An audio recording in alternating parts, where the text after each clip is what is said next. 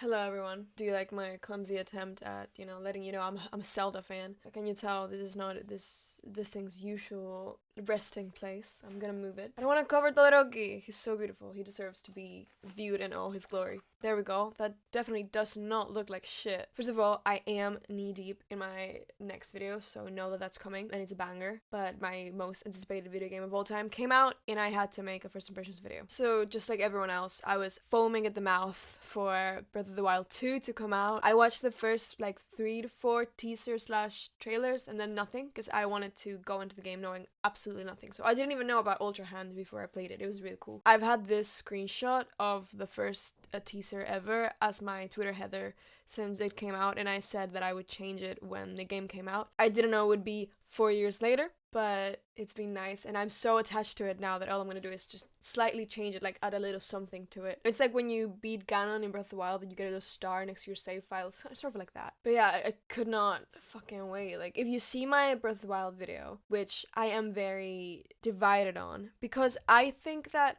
what I'm saying in the video is good, but everything else, like the editing, my voice, the sound quality, just everything I'm doing in that video, it makes me cringe to the max. So I want to recommend it to you because I think what I say has value, but just know that everything else I would do differently today. I mean, it was my first video after all, I had a lot to learn. So yeah, if you've seen that video, you know how much I love Breath of the Wild. So honestly, don't think there's anything I've ever been this excited about to come out. Maybe melodrama, but nothing like this game. So even though I have like a bunch of things to do both for work and for my personal work, I told myself it's fine. On the weekend that it comes out, you're allowed to just play it Friday, Saturday, and Sunday. Like that, I allowed myself to do only that, except for I had my grandma's birthday lunch. So happy birthday, grandma! You took 5 gameplay hours from me. How dare you? And then I wrote this video on Monday after. I honestly didn't even think I would make a video about it at first because I don't think I'm like smart enough to be an actual game reviewer. But when I started playing it, I started having all these thoughts and emotions that I had to dump somewhere. So I decided I had to make this video. Okay, let's go.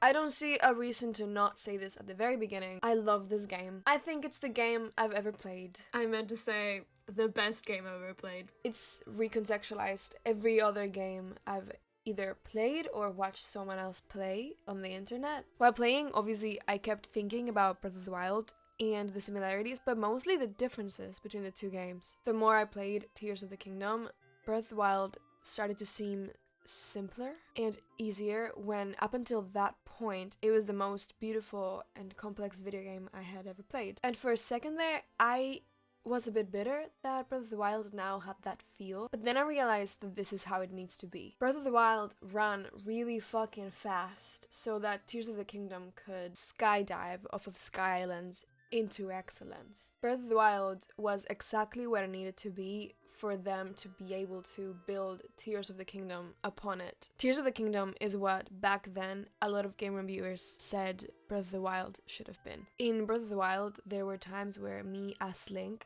because I get really into the character, I love my little non-binary, he, they, autistic twink swordsman with my entire heart and soul. He's my short king. I would feel kind of lonely in Hyrule, thinking about those expanses of land where the only people you could interact with were monsters, Koroks, and occasional NPCs. And even though obviously this is also true for Tears of the Kingdom, I'm more talking about the feeling. Breath of the Wild, and I get into this more later, is a game about a world that has been destroyed by a war where there's a lot of desolation, and they got that real good. But there were moments where I was wondering, what would this game be after the calamity is over, after Link destroys Ganon? And Tears of the Kingdom is like if Nintendo read my mind and gave me that, but so much better than I could have honestly pictured. To honor my gamer heritage, I'm gonna eat some Cheetos while I do this. If you know what these are, you're a real one, and I love you. These over Beletazos any day, okay? It's not even a competition.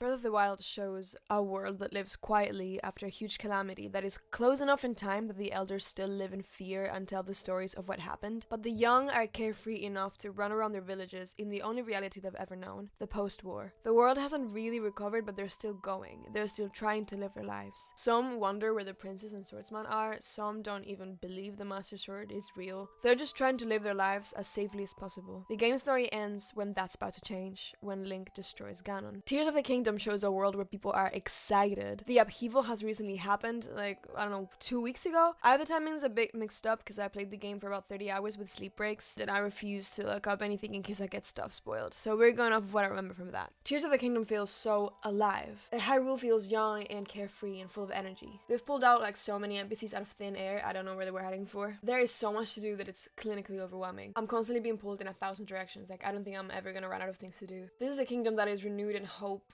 thanks to Link's victory over Calamity Ganon and Zelda's return. People aren't just trying to make it to the end of the day anymore. They're actively taking part in restoring and rebuilding Hyrule. Study the Zonai ruins that started to fall from the sky, advancing technology and culture. There's musicians other than Cass in this game. By the way, where the fuck is Cass? There's a troupe that goes around the stables and plays music. I haven't run into them fully yet. I've only run into a couple of them in side quests, and the drummer kept making like beat puns. It was very funny. It was very delightful. There's fashion now beyond the Kakariko shop. There's a new designer with a fashion line that you'll see worn by NPCs all around Hyrule. It's very cunty, if I say so myself. As far as I've seen, there's at least one new Hylian location lookout post, and that's where they're directing all the official investigations from, like the Zonai investigators, the Sheikah inventors, and the monster control crews. NPCs are taking an active role in interacting with the world. It feels lived in instead of survived in. The pre-existing Hylian locations have gotten busier and fuller, and also been sort of destroyed. I am sorry, Llewellyn, I am stocking up on weapons to go save you guys. I honestly haven't been most places, and everywhere I've gone, I've left a trail of unfinished side quests behind me. Okay, so this is all great, and I want to say more, but I want to recap what I've played so far. I was hoping the game would start before Link and Zelda go down into the ground. Maybe we could do like a couple side quests with them. But the impact of seeing the new Hyrule after spending like 6 hours in the Sky Islands was incredible. So I understand why we did what we did. Zelda is a beacon of light, and I need a third installment that is all about Zelda and her adventures and her getting to just be a nerd. I love her so much. Also, I realized Zelda and Link are an autistic couple. Link is a little bit less verbal and keeps his facial expressions to a minimum, with exceptions. And his special interests are fighting and being sassy. And also Zelda, obviously. And Zelda is more chatty and loves to talk about her special interests, some of those being Asian civilizations and their cultures. And also Link. But she's knowledgeable in many areas. You will run into NPCs talking about the recipes for food that she's given them. Oh my god, I should have gotten pointy ears for this video. Can we pretend my ear's pointy? It would have actually been so cool. Anyway. Okay, so they are underground. They come across a depiction of the imprisoning war or the sealing war. I don't remember exactly, and I'm not gonna look it up. And Zelda is so excited by this huge discovery and takes a picture on the equivalent of the Sheikah slate, which is the Pura pad, which does not sound like a period product at all. And much later, when you finally unlock the camera, the pictures Zelda took are there, and one of them features Link holding a torch, and I think that's so cute. Like, that's so me with my friends. I'm like, wait, let me take a picture of you. You know what happens? They run into Ganondorf. He gets free and destroys Link's right arm and the Master Sword. Oh, by the way, you start the game with the full hearts and stamina that you painstakingly gathered around Breath of the Wild, and they get taken in that moment, which of course it was never gonna be that easy. Zelda falls down into the abyss, but she's got like a Zonai stone that was there with a hand, so she disappears into thin air. And Link is saved from falling to his death by the hand, because he had jumped to get Zelda. He wakes up in the Shrine of Resurrection Part 2. A voice tells him that he was almost beyond saving. His arm had to be replaced. This voice belongs to Rauru, Zonai, who is the, what was it, a recipient of the right arm. That's incredible. He actually founded Hyrule and was the first ever king of Hyrule. And he's my newest, hear me out, because like, he's so like happy, like he can't help it. Like, I can't help it. I want him. I need him.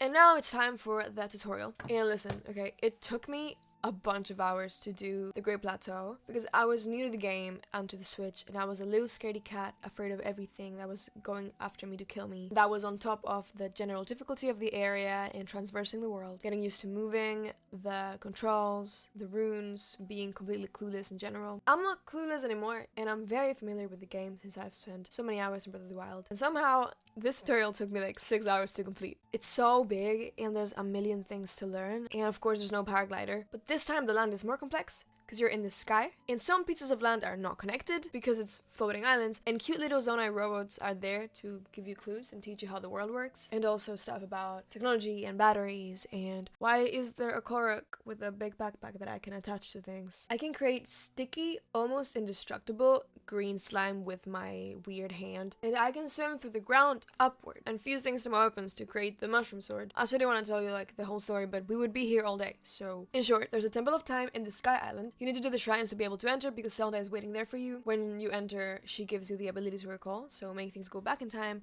But that actually wasn't her, it was like a ghost version of herself that she sent to give you a message. And at the end of the temple, Link puts his sword, the Master Sword, in this weird light and it disappears into it. And he doesn't know, but we do know because we get to see it, is that it's appeared in Zelda's hands. Where and when she is, that we don't know. So Link has 3 hearts, 1 stamina wheel, no Master Sword, no girlfriend, no money, no future, in the middle of Miami. She asks you to find her, and through the clouds she makes an opening and guides you to Lookout Post in Central Hyrule. And you have no paraglider, so you just have to jump. Skydiving into Hyrule was exhilarating. There's no words for it, really. I can't really explain it. It's like, remember, jumping into Hyrule Kingdom for the first time with a paraglider and feeling like the world was boundless and you were the most free you had ever been. Maybe that's just me, but like, that's how I felt. This is like that, but so much more. This is like that, but 100 times. It's indescribable. Just please play this game if you haven't. It's insane. Back in Hyrule, I had to do a bunch of shit before Pura gave me the fucking paraglider. I kept going like, what the fuck is a paraglider? Like, this would be a lot easier with a paraglider. But I get it, and I'm kind of happy that they made me humble myself and do things without a paraglider, because in Breath of the Wild it got to a point where, girl, I was not walking. Especially with Revali's Gale Plus, like, I was not touching the ground if I was able to. I remember people saying that they didn't really like the idea of Breath of the Wild 2 being set on the same map, and I've never really understood that. Apart from the fact that I had full trust that the Zelda team would refresh the map enough that it would still be a very cool, new, engaging experience, I knew they would add something extra. I love this Hyrule so much, and I was not ready to leave it just yet. As I said earlier, I saw the potential for more content, more things to do, more people to talk to. And when I saw that there were new locations up in the sky, I was like so chill, like, yeah, this game's gonna be amazing. Up above isn't the only theme that's expanded, and I'll get there, but not yet. Hyrule is now so full of things to do, and places to go, and people to talk to, both new and old but different. Side quests rain on you from all sides, and there is so much stuff to collect now that has uses beyond feeding you or elixirs. There's little stations of materials everywhere so you can build stuff, and people are getting incredibly creative, and this is my favorite one I've seen. There was a little bit of discourse about it, it was very wonderful. Guys, can you please stop crucifying the Koroks?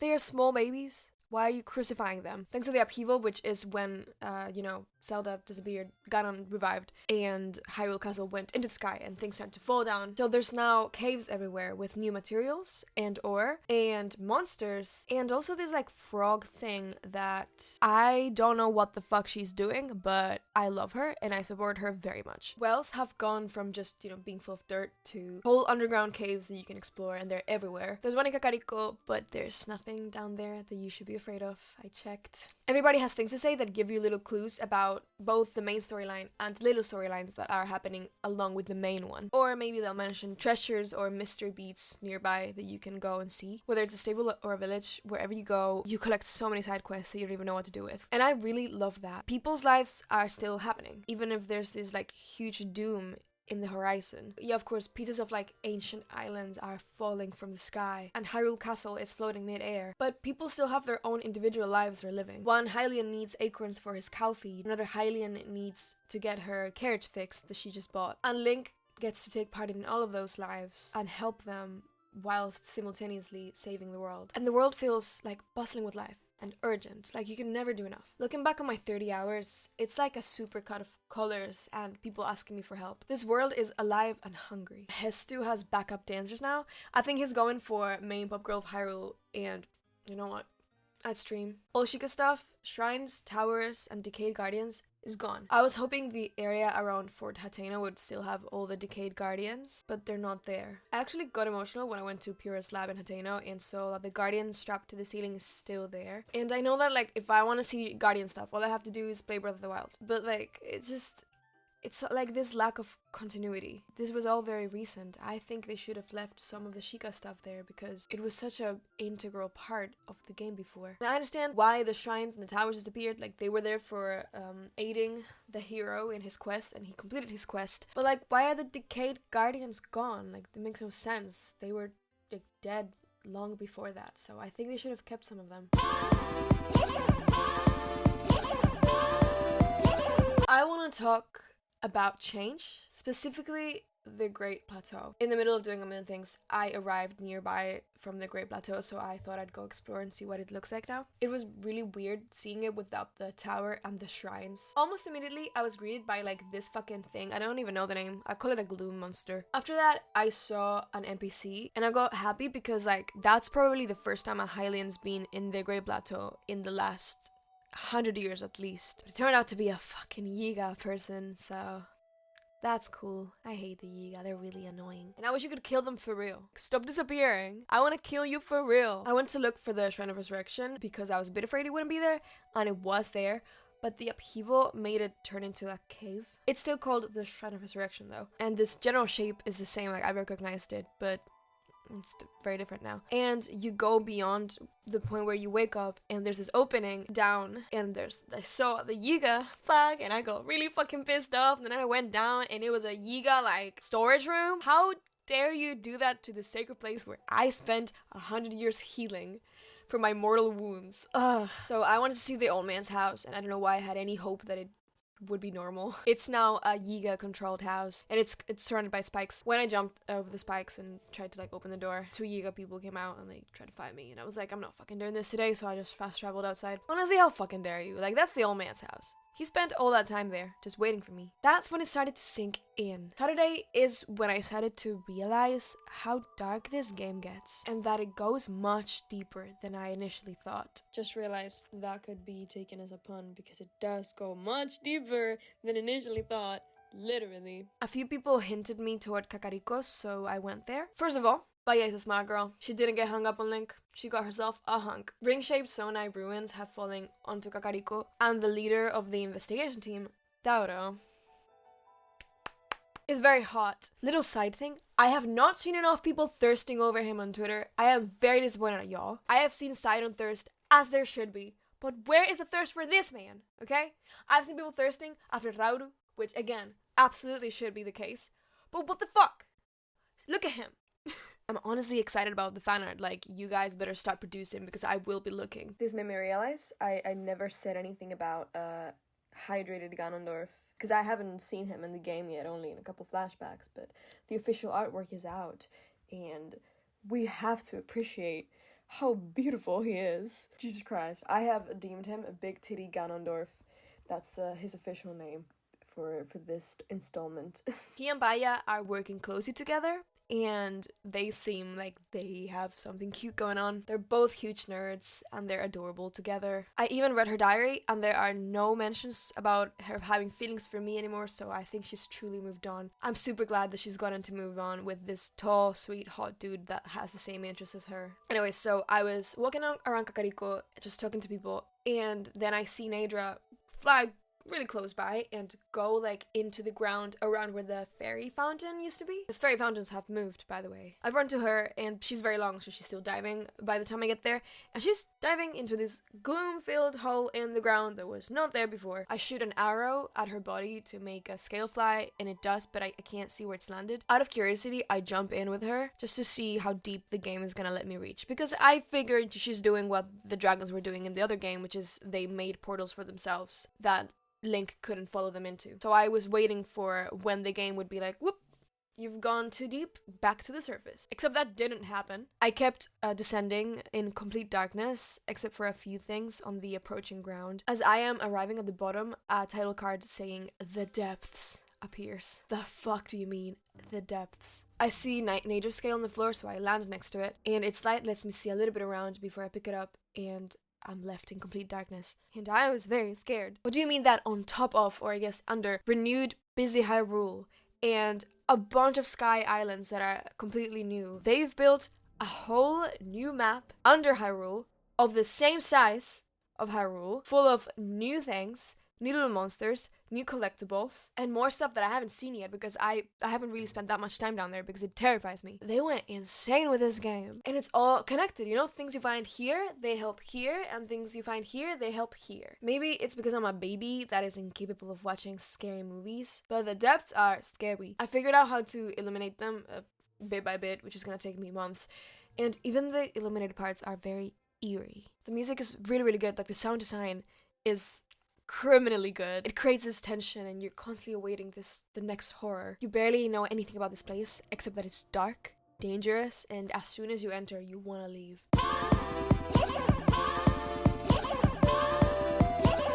Pura is in local Latin, by the way. I don't know if I've said. And also, oh my god, I didn't write this into the script. Pura is 20 years old now. She found a way to, like, reverse the reverse of her age to age a bit more and not be 6 years old. Mommy?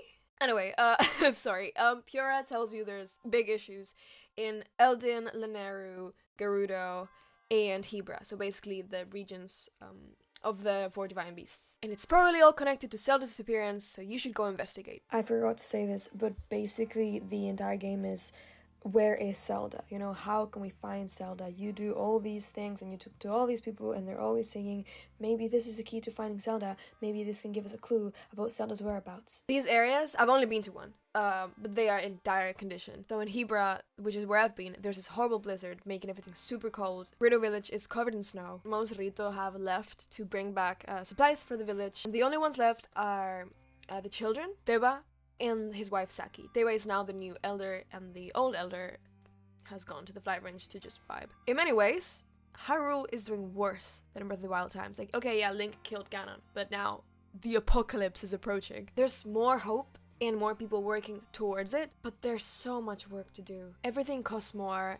and sells for less. Like, what do you mean aluminum stone sells for 20 rupees? Like, it used to sell for 70. That's 50 rupees less. These are die times and the economy is struggling. Fairy fountains have moved and now they require, like, work to open instead of just money. All weapons have decayed from gloom, so now you have to fuse them with something to give yourself a fighting chance. And trees are evil now.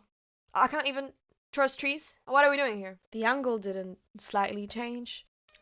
Hi! You might hear meows, because that is my cat asking me for love and attention, and I can't do that right now because I am talking to myself about a video game. Okay, so I haven't even talked about the gameplay yet, and I don't think I'm the most qualified to talk about that specifically, but I have some things to say. The new runes, go crazy, go stupid. Well, I think Stasis was goated, and now every time I have to cross a body of water, I swear under my breath because I don't have Cryonis. The new abilities eat down. What do you mean I can mash any object to anything, basically, that is interactable with? And I have these little machines that make it so I can come up with the craziest shit that my mind can imagine. This brings so much versatility to the way that we can interact with the world. Ascend is so fun and lends itself to some really interesting puzzles. And I saw this tweet that I think is so right. If you think you're stuck into the kingdom, you're probably not stuck, you just forgot Ascend, so keep that in mind. Fusing weapons with basically anything is also really cool and versatile. There's the normal stuff where you fuse like a stick with a rock to make a rock hammer to break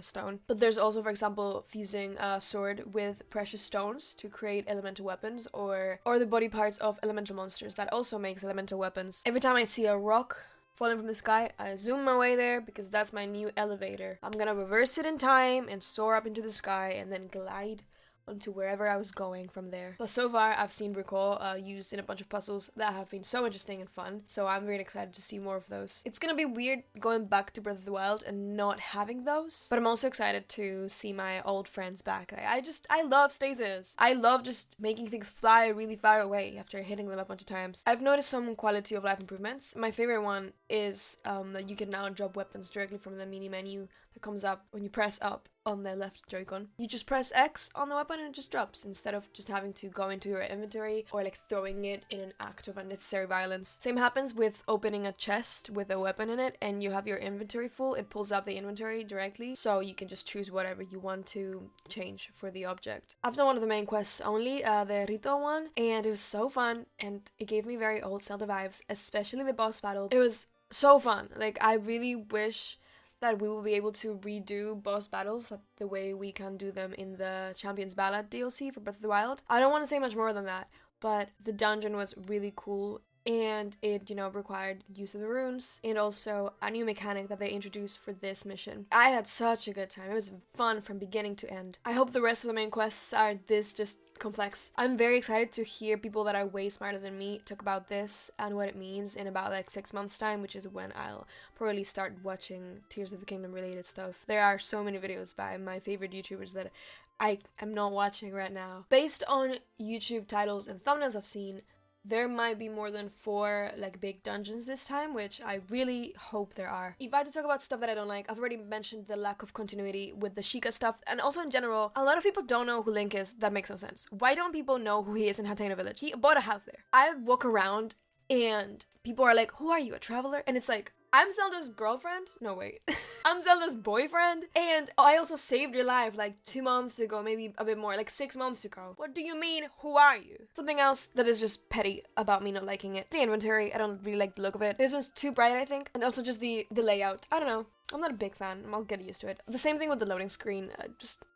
It's just fine. And that's it for dislikes. At least for now, until I keep playing the game and I find more things. Something I was super excited to see was Link's house in Hateno. Would it still be there? And if so, would it be my house? Well, I got there and somebody asked me why I was going to Princess Zelda's house. And like, bitch, that's my house. I paid for it with 3,000 rupees and 30 bundles of wood that I cut down myself with bombs. I miss bombs so much, let's be serious. Like, we really took them for granted. I paid for all the upgrades, including a sign that said Link's house on the outside, which has now mysteriously disappeared. So what do you mean Zelda's house? Then I realized Link has to also live there. And there's only one bed. A win for the Sea-Link community, finally. When you go inside, the picture that you get in the Champions Ballad DLC that you put on the wall is still on the wall. I don't know if it's always there or only when you've done the DLC, but it's really cute. And talking about things from Breath of the Wild being in the game, when I registered a horse to a stable, they told me no, I already had horses. They still let me register the horse. So I go to sea and I had my horses from my Breath of the Wild playthrough in the stable. It was very cool and it made sense. Like, of course, Link isn't a stranger anymore who spent 100 years in a cave. This land is again his home. He's built a life here. He's a homeowner. He might be even living with his girlfriend. Of course, he's got the horses in the back, That made me like really happy to realize that he is alive now. It must have been so weird in Breath of the Wild to wake up with no memories, no nothing, and every time you remember one of your friends, you remember them at the same time as you're being told they're dead. Okay, so 2 small comments before conclusion that I don't know where to fit. Link is so sassy when he uses recall. He's just like, king. And having him be in a miniskirt for like 3 hours in the tutorial, his Mew Mew miniskirt and his sandals, like, he won the count worse. I'm playing Tears of the Kingdom to get some footage for this video, and I want to show you something so cute. If you leave Link stagnant just without moving him long enough, he starts like looking at his Sonai arm like in awe, and it's super cute. Look at this.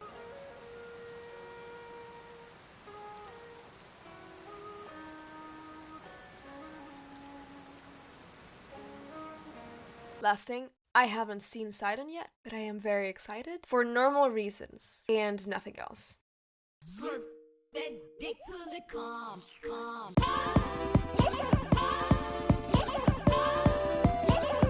Okay, so far I love this game. I'm having an incredible time playing it. It occupies like so much of my space in my brain already. It still doesn't feel fully real after how much I love Breath of the Wild and how long I waited for this, that I'm like actually playing it now. I'm still not done with Breath of the Wild. I'm Korok hunting without a map, using the Korok mask, I think it was called. So I'm sure that Tears of the Kingdom is gonna last me a long time. Thinking about the speedruns, the evolution of the speedruns is gonna be so interesting to watch, and all the glitches and all the incredible things people are gonna do with Ultra Hand. Like, it's so exciting. I'm just so excited to see where we go from here. I'm mostly gonna be watching other people do incredible things, but that's a part of it. Okay, so good game. Please play it if you haven't. And if you haven't played Breath of the Wild, play Breath of the Wild. So like I said, new video is on the way. I'm super excited about it. I think it's gonna be really cool, so stay tuned for that. See you very soon. If you are new, subscribe and stuff. Please don't spoil much in the comments. I might not even read them just in case. I don't know. I'll see what I do. Bye.